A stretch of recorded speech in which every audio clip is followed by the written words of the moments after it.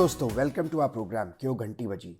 हम आपके साथ आज श्री साईं बाबा मंदिर जो पाथरी डिस्ट्रिक्ट परभनी महाराष्ट्र में है उसके बारे में बात करेंगे।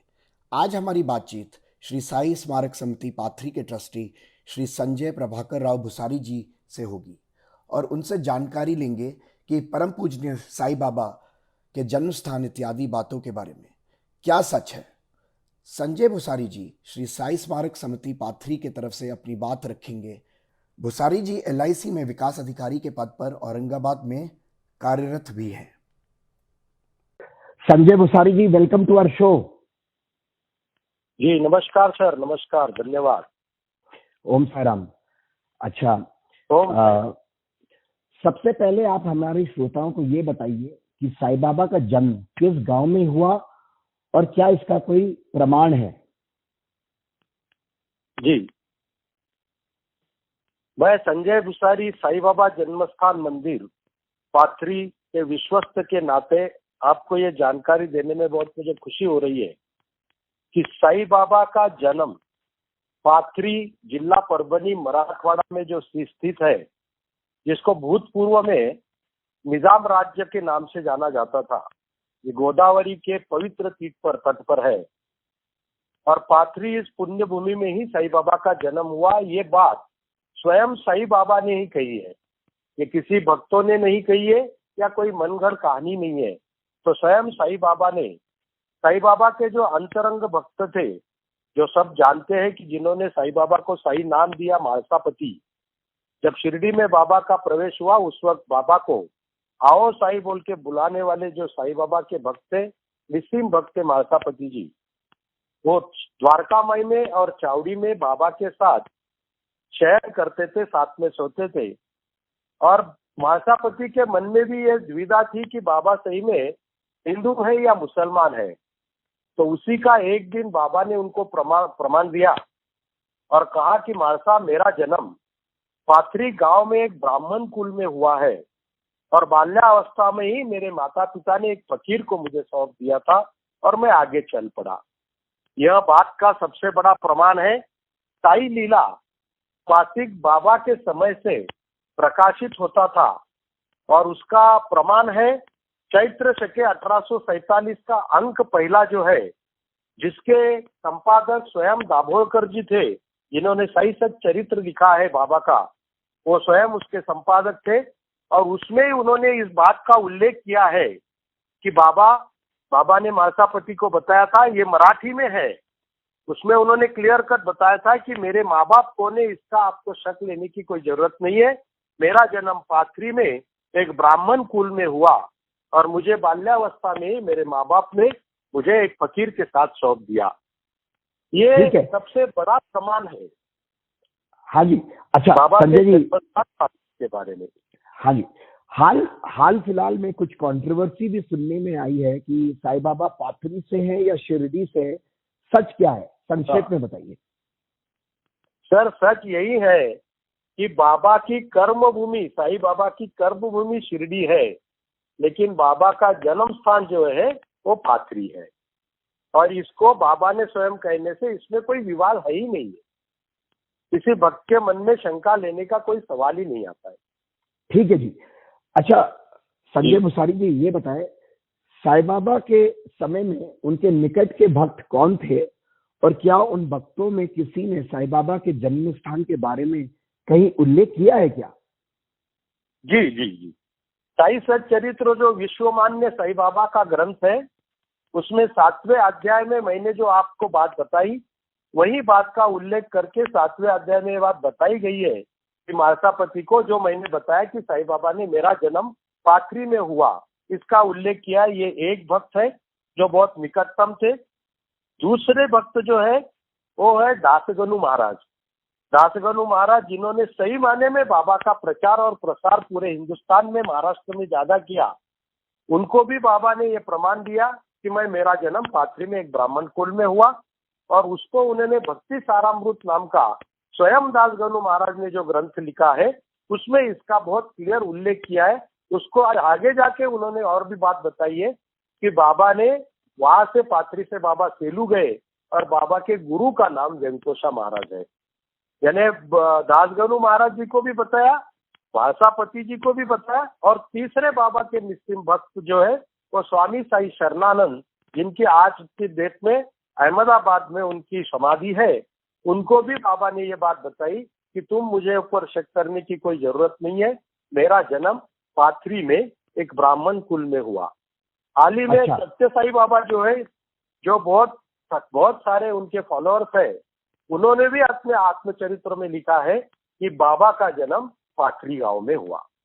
अच्छा संजय जी जी, ये बताएं सर कि साईं बाबा के भक्तों को पाथरी पहुंचने के लिए ट्रांसपोर्ट की क्या सुविधा है, शॉर्ट में बताइए जरा। जी सर, पाथरी में आने के लिए अगर आप बाय फ्लाइट आते हो तो औरंगाबाद में उतरकर औरंगाबाद से बाय रोड आप 170 किलोमीटर पाथरी है, आप वहां पहुंच सकते हो।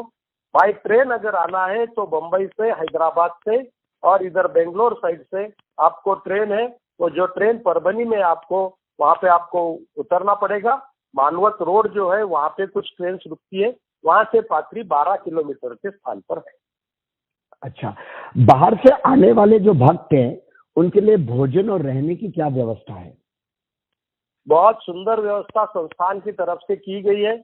संस्थान की तरफ से 20 रूम का भक्त निवास वहां पे आया है, जिसमें एक रूम में कम से कम 5 भक्त रह सकते हैं अटैच WC के साथ, और अन्नदान की पूरी व्यवस्था है। भक्तों को, बाहर से आने वाले भक्तों के लिए ब्रेकफास्ट, लंच, डिनर और सारी चीज की व्यवस्था वहाँ पे है। और आजू बाजू में परभनी में और पाथरी में काफी सारे अभी लॉजेस भी हुए हैं, होटल्स भी है, यहाँ पे भक्त रह सकते हैं। अच्छा संजय जी, ये बताएं जो अपना साई मंदिर पाथरी में पूजा और दर्शन कब कब होती है? सर, सगुनोपासना जो है वो बिल्कुल शिरडी के जैसी है। सवेरे काकड़ आरती होती है 5:30 बजे, 7 बजे बाबा की आरती होती है, शिरडी माझे पंढरपुर नैवेद्य होता है। उसके बाद 12 को माध्यान्ह आरती होती है, शाम को राम रक्षा और मारुति स्तोत्र, और उसके बाद आरती, और रात को शेष आरती। ये हमारा नित्य उपवास है। और गुरुवार के दिन बाबा की पालकी निकलती है मंदिर के आजू बाजू में जाके। ये हमारी नित्य उपासना है। इसके अलावा हमारे उत्सव होते हैं रामनवमी, गुरु पूर्णिमा और दशहरा, कृष्णाष्टमी और स्वामी साई शरणानंद जी की पुण्यतिथि और जयंती। ये उत्सव हम 3 दिन के रामनवमी, गुरु पूर्णिमा और दशहरा मनाते हैं। और सबसे बड़ी वहाँ पे जो एक्टिविटी होती है, पाथरी से पंढरपुर करीबन 400 किलोमीटर का फासला है, वहाँ पे पैदल हम जाते हैं दिवाली के बाद, और मोक्षदा एकादशी के दिन पंढरपुर में विठ्ठल रुक्मिणी के मंदिर में ये एकमेव पालकी है जिसके बाबा के पादुका वो साक्षात भगवान पांडुरंग के पैर पर रखकर उसका अभिषेक होता है। करीबन 1000-1500 लोग पैदल पाथरी से पंढरपुर चलते हैं। अच्छा संजय जी, ये बताएं जो श्री साई स्मारक समिति आपकी ट्रस्ट है पाथरी में, उसमें कितने ट्रस्टी हैं और साई मंदिर पाथरी की देख रेख कौन करता है? साई स्मारक समिति में 7 ट्रस्टी है, उसमें अध्यक्ष और मैनेजिंग ट्रस्टी और बाकी सारे ट्रेजरर और बाकी ट्रस्टीज है, 7 टोटल है। उसमें से 2 बम्बई से है और एक औरंगाबाद, एक बीर, और बाकी जो है वो सारे पाथरी से है। अच्छा, ये बताएं जो साईं बाबा का संदेश है सबका मालिक एक है, उसके बारे में प्लीज भक्तों को कुछ बताइए। जी, बाबा ने ये संदेश बहुत सोच समझ के शायद दिया होगा, क्योंकि उस वक्त हिंदू मुसलमान का जो था वो बहुत जोर जोर से चल रहा था। अंग्रेज लोग उसका गैर फायदा उठा रहे थे, इसीलिए शायद बाबा का ये संदेश हमारे काम में बहुत आया कि सर्वधर्म समभाव, सबका मालिक एक, श्रद्धा सबूरी। बाबा ने बहुत क्लियर कट संदेश दिया है। ऐसा हमें लगता है कि हर एक आदमी अपने अपने धर्म के नियमों के अनुसार उसका पालन करे, लेकिन बाकी धर्मों का भी उतना ही रिस्पेक्ट करे, उतना ही आदर करे। इसीलिए बाबा ने शिरडी में विष्णु सहस्त्र नाम भी किया, रामनवमी भी की और संदल भी चलाया। ये सारे चीजों को मद्देनजर रखते हुए बाबा का ये संदेश बहुत क्लियर कट है कि हर समाज में, हर धर्म में अपने अपने नियमों के साथ पालन करना चाहिए, लेकिन सभी धर्मों का आदर करना चाहिए, भाईचारे से रहना चाहिए, द्वेष भाव मन में नहीं चाहिए। और उसके लिए हमको हमारे धर्म के ऊपर और दूसरे धर्मों के ऊपर भी श्रद्धा होनी चाहिए और उसको निभाने के लिए हमारे पास सबूरी होनी चाहिए। ये बहुत बड़ा संदेश बाबा ने दिया, ऐसा हमें लगता है। अच्छा संजय जी, बहुत आपने हमें जानकारी दी। आखिरी में मैं ये पूछना चाहूंगा कि महाराष्ट्र की सरकार या केंद्र सरकार का क्या योगदान है साई मंदिर पाथरी के विकास के लिए?